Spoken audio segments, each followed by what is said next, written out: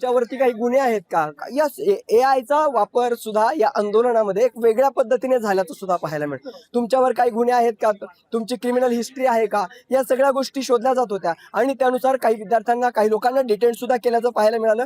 काही मीडिया रिपोर्ट्समध्ये जे आकडे आलेले आहेत, 105 लोकांना डिटेन केल्याचे आकडे काही मीडिया रिपोर्ट्समध्ये आलेले आहेत. त्याची फॅक्ट सध्या मी तरी चेक केलेलं नाही, त्यामुळे मी त्यावरती कन्फर्म असं ठाम असं बोलू शकत नाही. मात्र 105चा आकडा काही मीडिया रिपोर्ट्समधून दाखवण्यात आला. खरं तर आता आपण पुढे जाऊयात. सध्या हा जो सगळा परिसर जो आहे, आता हळूहळू जे आंदोलक आहेत ते बाहेर निघायला सुरुवात झालेली आहे. पोलीस जे आहेत ते त्यांच्याही चेहऱ्यावरती जरासा रिलॅक्सपणा आल्याचं पाहायला मिळत आहे.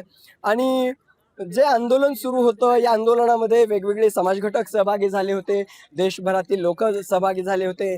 या आंदोलनाच्या संदर्भात 20 जुलैला पोलीस आणि आंदोलक आमने सामने आले, त्यांच्यामध्ये संघर्ष निर्माण झाल्याचं बघायला मिळालं आणि याच आंदोलकांवरती मोठ्या प्रमाणावर लाठीचार्ज सुद्धा करण्यात आला. आता या ठिकाणी आपण हा एक ग्रुप आहे, आपण त्यांच्याकडून जाणून घेऊया नेमकं त्यांना काय वाटतंय. हे सगळे आंदोलन जे आहे, हे आंदोलन संपल्याचं पाहायला मिळत आहे. एक मिनिट दादा, हाथ में तिरंगा लिया है, या इस पे लिखा है सीजेपी सत्य की जीत. आप कहाँ से और क्या लग रहा है? आप आंदोलन तो खत्म हो गया, किस तरह से? धर्मेंद्र प्रधान ने इस्तीफा भी दे दिया, मुझे बहुत अच्छा महसूस हो रहा है और ये बहुत अच्छी बात है कि धर्मेंद्र प्रधान ने इस्तीफा दे दिया लास्ट टाइम। इतना मतलब कहने के बावजूद भी वो देना नहीं चाह रहे थे, हटना भी नहीं चाह रहे थे, फिर भी लास्ट टाइम उनको देना ही पड़ा। आपके चेहरे पे खुशी देख रही हमें है? बहुत खुशी की बात है, हमारे सभी देशवासियों की खुशी की बात है, आने वाली पीढ़ी तक की खुशी की बात है कि हमने ये काम आज स्टार्टिंग, अभी तो स्टार्ट ही हुआ है, अभी तो पिक्चर बाकी है, अभी स्टार्ट हुआ है। क्या आप उम्मीद क्या करते हैं इसके बावजूद सीजेपी किस तरह से आगे बढ़नी चाहिए? अब सीजेपी आगे बढ़ेगी। अब अभी तो स्टार्टिंग हुई है, मैंने मेन बात वही कह रही, अभी स्टार्टिंग हुई है, अभी पिक्चर बाकी है, तो अभी तो बहुत कुछ करना है।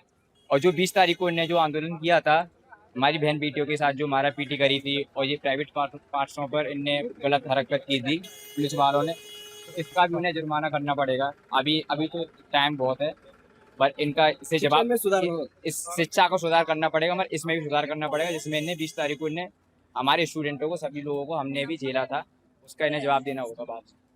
खरं तर आपण पाहिलं, शिक्षणात सुधारणा झाली पाहिजे. सीजेपी पुढे कशा पद्धतीने जाईल, कशा पद्धतीने जावं अशी अपेक्षा या तरुणांनी या ठिकाणी व्यक्त केली.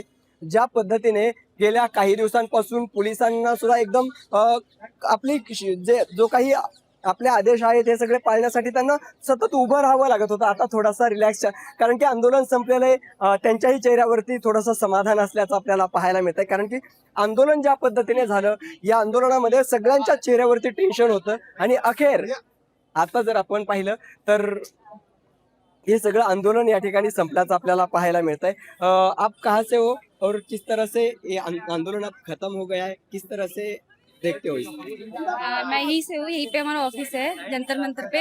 हमें बहुत खुशी हो रही है कि धर्मेंद्र प्रधान ने इस्तीफा दे दिया। ये देश के युवा और जन जी की बहुत बड़ी जीत है, सीजेपी की बहुत बड़ी जीत है, आगे लोकतंत्र की बहुत बड़ी जीत है। आगे सीजेपी की तरफ से आपको उनसे उम्मीद क्या है, आगे कैसे जाएगा इस आंदोलन का, आगे क्या होगा, क्या लगता है आपको एक जेनजी करके? मुझे तो ये लगता है कि कहते हैं आगे कंटिन्यू करना चाहिए, क्योंकि देश में और भी भ्रष्ट रहता है, उनका भी इस्तीफा लेना चाहिए, धर्मेंद्र प्रताप का ही। फक्त धर्मेंद्र प्रधान यांच्या राजीनाम्यावरती हा विषय संपवून चालणार नाही, तर देशामध्ये खूप भ्रष्टाचाराची उदाहरणं आहेत. त्यामुळे या सगळ्यावरती जेनझीने, सीजेपीने आवाज उठवायला हवा, पुढे जायला हवं. जे प्रश्न असतील, ज्या मुद्द्यावरती लढणं आवश्यक आहे, त्या सगळ्या मुद्द्यावरती लढावं, अशा पद्धतीचं मत, अशा पद्धतीची अपेक्षा या ठिकाणी या तरुणाईकडून व्यक्त केली जाते. खरं तर चेहऱ्यावरती समाधान आहे. अनेक तरुण या ठिकाणातून बाहेर जाताना आपल्याला पाहायला मिळत आहेत. आणि जी 36 दिवस हे सगळं सुरू होतं, या 36 दिवसानंतर काही तरुण तर 36 दिवस याच ठिकाणी होते. त्यांचं राहणं, खाणं, झोपणं, सगळ्या काही गोष्टी ना जंतर मंतरवरती सुरू असायच्या.